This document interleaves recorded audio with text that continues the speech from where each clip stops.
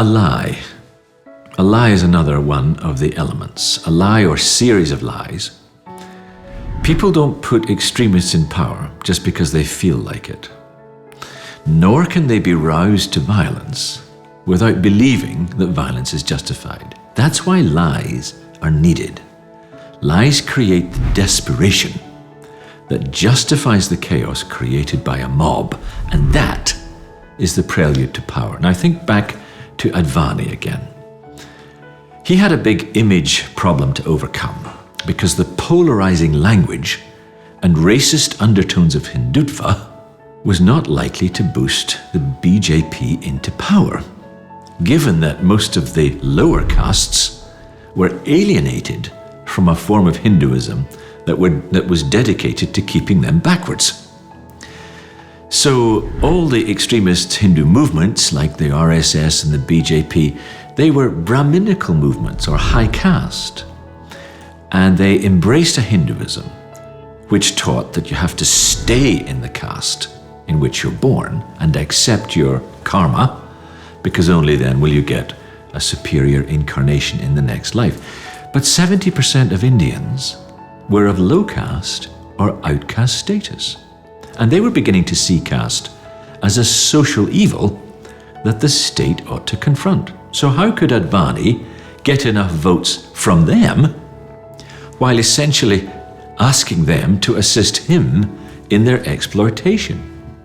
So the main lie that Advani, our villain of the piece, came up with was that the Muslims of India were trying to culturally displace Hindus. Now this was rather ridiculous.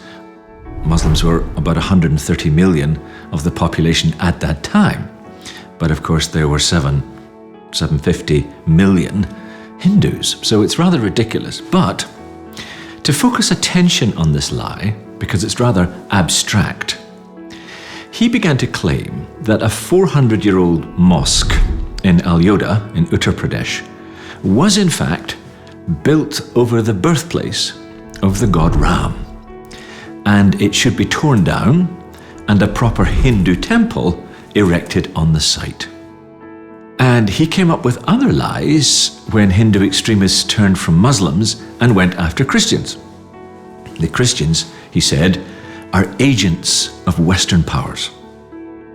They're backed by the CIA. They are intent on converting Hindus by bribery and other coercive measures. And when the Pope visited India, he was greeted by the Congress party leader Sonia Gandhi, and she was the Italian Catholic wife of the former leader Rajiv Gandhi. So Advani said, "We want Ram Raj, not Rome Raj." So he was very good at minting these lies and putting them memorably. And there are very bizarre rules for creating lies. In some ways, the more brazen they are, the more effective they are. And the timing of a lie is critical as well. It has to distract at just the right moment. Perhaps most important, a lie has to be couched in such a way that nothing can falsify it. Indeed, that anything that happens subsequently proves the truth of it. That's a classic conspiracy maneuver. For example, take the lie that Advani spread that Western Christians have a secret agenda to convert India to Christianity. It's a ridiculous lie, but when Graham Staines and his two sons were killed by these Hindu extremist mobs, the initial public condemnation was very damaging to the Hindu extremists. But remember, the more that international outrage was expressed against it, the more Hindu extremists turned round and said, the international forces wouldn't be so upset about the death of this missionary if they weren't trying to take us over. It proves they want to take us over.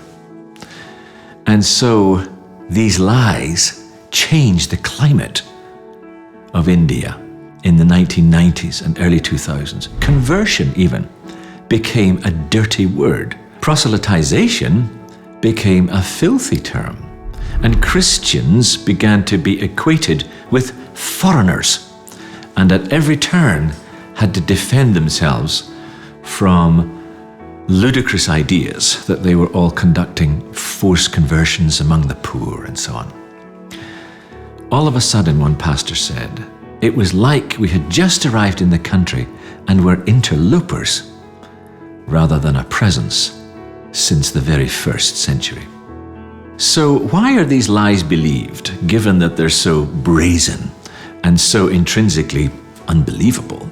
Well, the answer lies in the next two elements of the contemporary persecution pattern. That's mobs and megaphones.